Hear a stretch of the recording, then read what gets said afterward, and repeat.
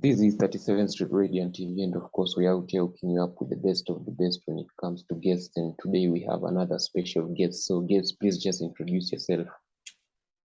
Okay, my name's Charlotte Wangui Gakuo, but I usually go by Qui Gakuo or Ule Demwa Gen Z, as so many people have bandied me that name. I am 20 years old, turning 21 in a few days. I am a content creator, a TikTok content creator to be very specific. And yeah, that's basically what I do at the moment. I'm a full-time content creator because I realize it takes a lot for me to be consistent and keep my viewers warm. So at the moment, that is what I am doing. So, if I ask you, when did you start the journey of content creation? I actually started my content creation journey end of June this year, like like a month and a few days ago. Now got 27th, 28th, around that time. And yeah, immediately I started content creating, my videos just blew up, and I realized, oh, okay, so this is something I can actually do and something that people would want to see, and they give me ideas. And also I've only been content creating for the past 1 month and a few days. Is this something that you had always wanted to do while in school, or it's just the opportunity presented itself and you decided to take it? No, it is definitely something I had always wanted to do, but I didn't have the chance to do it. Like you see, in high school, I did want to, but because of school and reading and all that, I didn't have time to uh make it like an actual thing. But I knew one day I would do it. I just didn't know when it was. And so when I got the chance, I ran with it. But it is something I had definitely seen myself getting into. I didn't know when, but I knew eventually I would start. How did you like all these platforms? How did you come to choosing TikTok as your main platform? Because I realized, like, comparing all other social medias, TikTok is where videos like blow up. You could be having 5 followers and you post a video and it will get 1 million views and 1 million likes. So it really it doesn't depend on how many followers you have. The TikTok just takes your video here, there, everywhere, as compared to Instagram, where I have 700 followers. So when I post a picture or a video, it will only show up on the timeline of this 700, and it's not all the 700 people. So TikTok has a lot of diversity, and like you can get anything and everything on TikTok. So it is definitely where I wanted to start. And I had my account since 2019, but it was very dormant. I didn't use it as much until I was like, oh, I've had this account for so long, so let me just try something. If it doesn't work out, well and good. If it works out, I carry the idea and I run with it. Had you like tried all these platforms like YouTube, Instagram, and then you settled on TikTok, or you just chose TikTok from the blues? No, I definitely did try, but it's quite hard growing on Instagram because I was stuck at 800 followers for the longest time. Like since 2019 till this year, June, I was at 800. And I mean, those are like 4 years and you're still at the same followers. I tried Twitter, but Twitter, Twitter, people say whatever they want and they will say it and you will hear it. So I did want that to, like, I did want to start off alafu nipate hiyo hate and all that.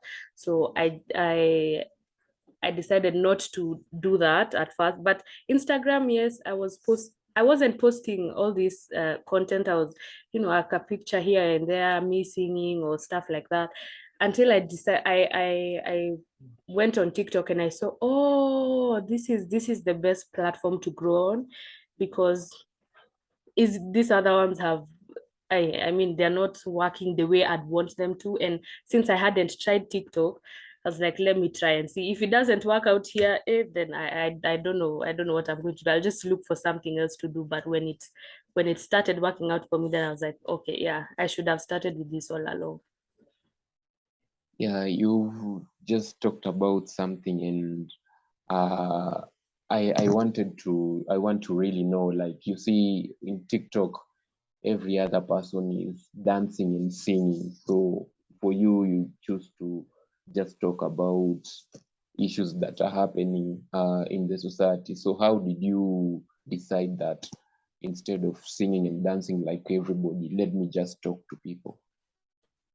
uh I wanted to do something different. I didn't want, like, I post a video of me singing or dancing and then it shows up on someone's For You page and I'm like, I've seen this so many times. There are so many people dancing, there are so many people singing.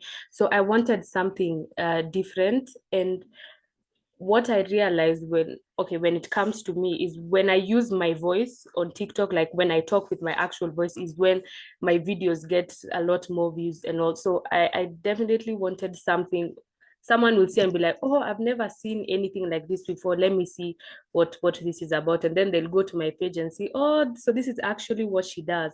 And it's also something that I really enjoy. And I had never seen anyone else do the same thing. And it's just an idea that came to my head. Why not do Gen Z as?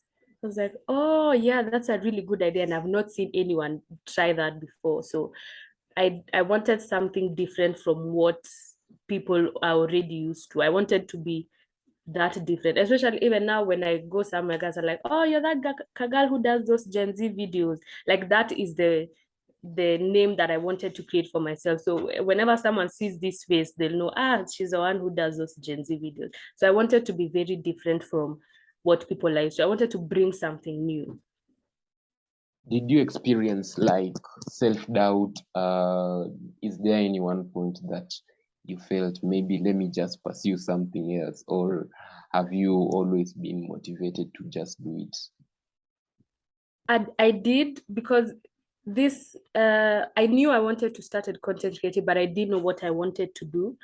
So when the idea came to me, I was like, oh, okay, let me try this. And if it doesn't work out, I honestly do not know what I'm going to do. So the first video I ever did was Gen Z as lawyers.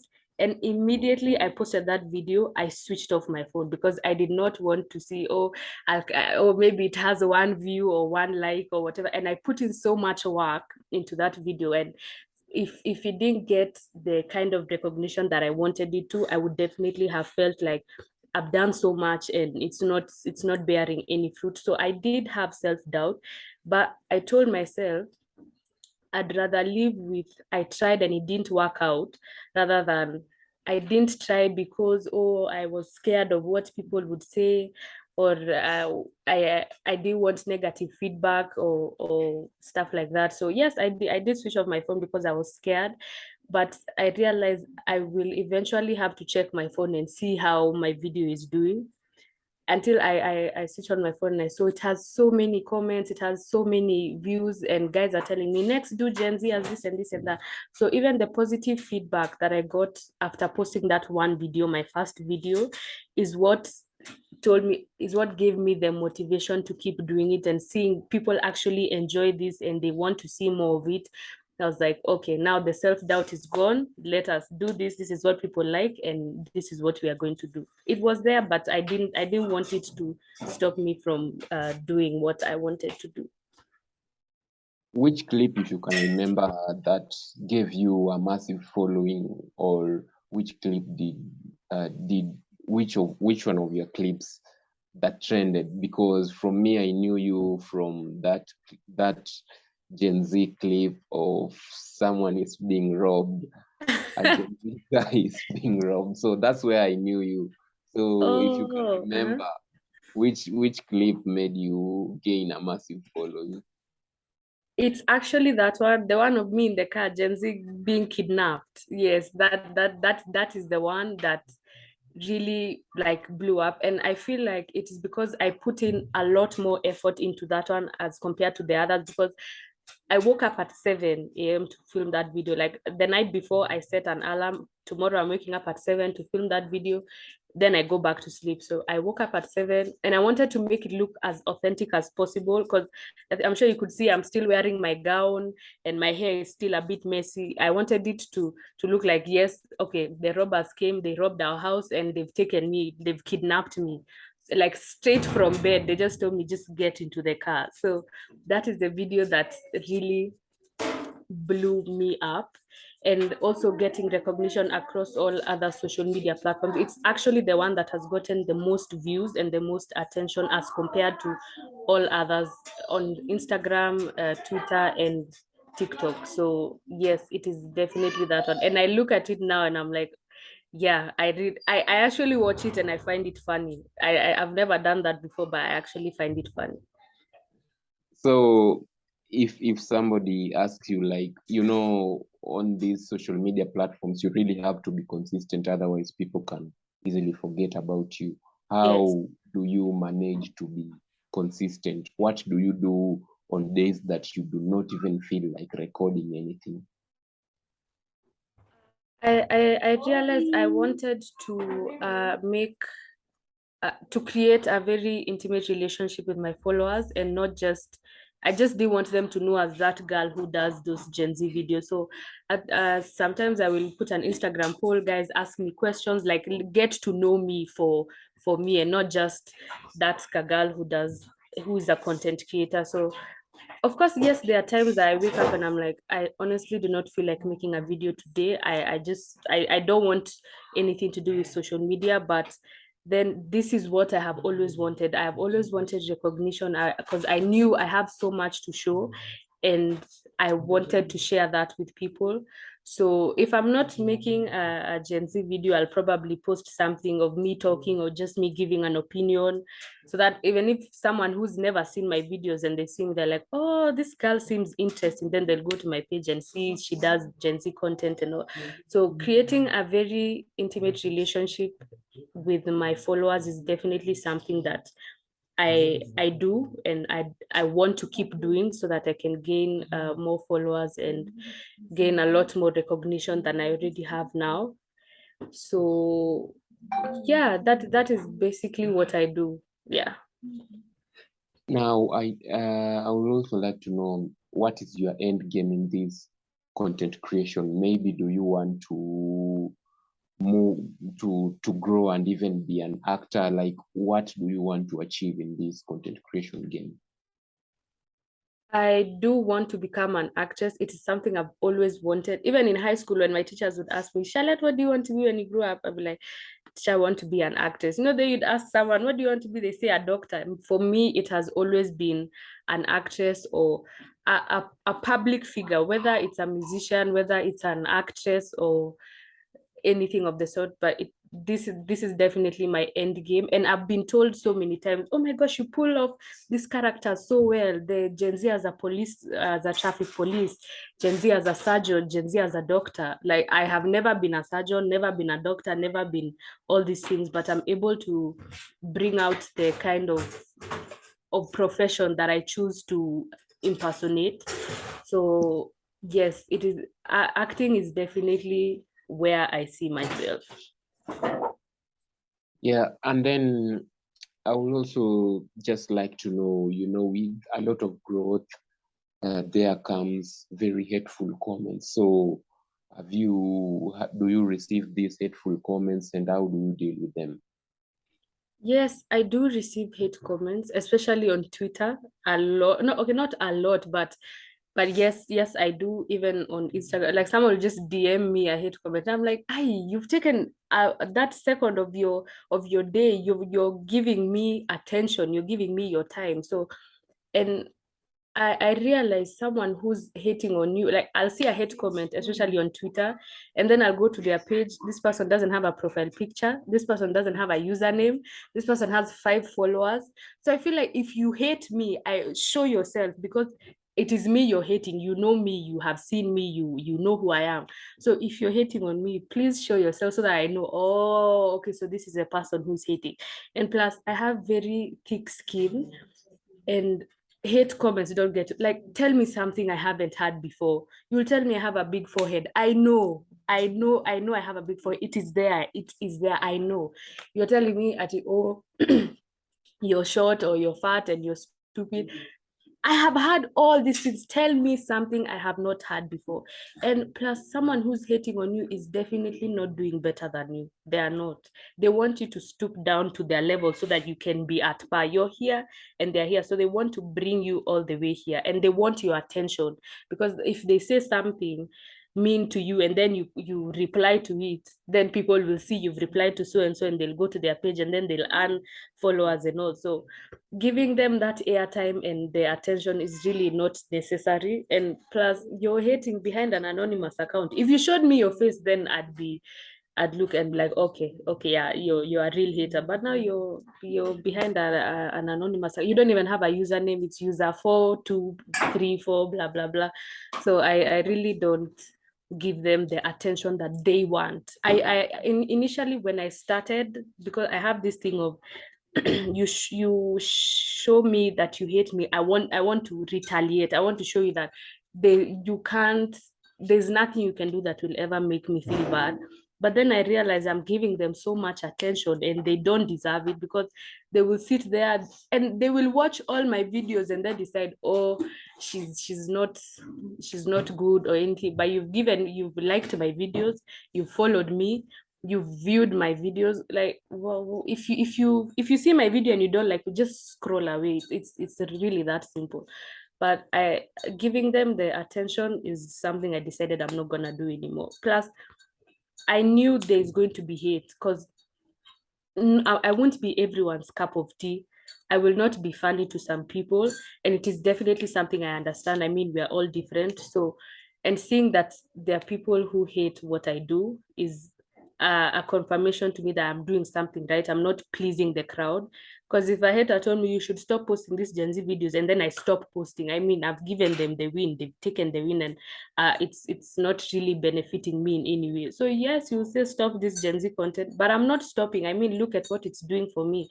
It's gaining me recognition and all these things. It's doing good for me. So I I just leave them alone at this point. What do you do to make sure that you stand out? Because right now there are very many creators and guys are just using their phones and they're shooting good content. So for you, when you just look at this game and you want to stand out, what do you do? I try as much as possible to be very original and authentic in what I do. And for me, creating this for myself, and yes, it is comedy, but it's not general comedy. It's very specific. It is Gen Z comedy. That way I have built that around myself. So even now, especially after I started doing this Gen Z content, I'm seeing so many people doing the same thing. Gen Z getting robbed, Gen Z as surgeons. And when I go to the comment section, it's filled with, oh, Qui Gakuo did it first, or at least give credit to the original creator. So there's I wanted that, because if someone else started Gen Z and then I do Gen Z, then people would know I have gotten this idea from someone else. It's not an original idea. So I wanted to be very real and very authentic. And the fact that, 'cause my auntie mentioned to me the other day, the reason why people are recognizing you out is because the you that is on camera is the exact same you in real life. You know, the way you put makeup and you look like a completely different person. I don't do that. I try to be as original as I can. And that way people like what I do, and it doesn't look like I'm putting on a personality or a front just in front of the camera. The me that you see on TikTok, on Instagram, on Twitter, and if we meet in real life, I am the exact same person. So it is me being the real me. As we are finishing up, I want you to talk to guys who are starting out, and you talked about being very afraid posting your first clip. So these people who also want to start, but they're feeling afraid. Maybe, what will my parents say about me? Maybe they want me to become a doctor and all of that. What can you advise them? How should they go about things? Honestly, the worst thing you can do to yourself is limit yourself, because yes, your parents want you to become a doctor, but is that really what you want to do? You'll be waking up every morning, going to school with that feeling of, this is not what I want to do. This is not the path that I'm choosing. So do what you want. You want to become a DJ? Go to YouTube, search how to be a DJ or how to run this. So these DJ decks, they usually do like this. I don't know what they're called, but yeah, learn about that and look at these people who have made it in the industry that you'd want to get into. And don't, oh my goodness, I can't stress this enough, do not limit yourself, because if I did, I would not be here doing this interview. I would not have gained recognition from even TikTok themselves. And seeing that this is working out for me and this is something that I definitely love doing, it is something that definitely brings me joy. And I wake up every day knowing that, I mean, who wakes up at 7 a.m. to make a video? If I was waking up at the same 7 a.m. to go to class to be a doctor, the mood would not be the same. So just find something that you relate with, that you love. You want to be a musician, you want to draw, you can draw, do it. Create an Instagram account, post it, share with your friends, tell your friends to share, like that. Like, you never know where this is going to take you. That talent that you're sitting on or you're refusing to show people is, could be the next big thing, could be the next, what's this guy's name, this guy who can draw, Da Vinci. You could be the next Da Vinci and you don't even know. You're just seated there with your colors, with your paint brushes. And also, don't limit yourself. Live with, I tried, it didn't work out, rather than, I could have, but now what would people say? What would my family say? I'm going to be the black sheep of the family. No, you'll make it, and those same people will come looking for you. That, oh, I believed in you so much. I saw this happening for you. And they're the same people who are telling you, no, just go become a doctor because medicine has a lot of money. That is not what I want to do. So find something that you love and run with it. No matter who believes in you, who doesn't believe in you, there's always going to be someone who will support you. In as much as people will look at you and say, hey, uyo, no, that won't work out for them. There's always going to be someone who will see that passion in you and will drive you to achieving what you want to achieve. Yeah, thank you so much for giving me your time. I really wish you all the best. Thank you so much. You're welcome.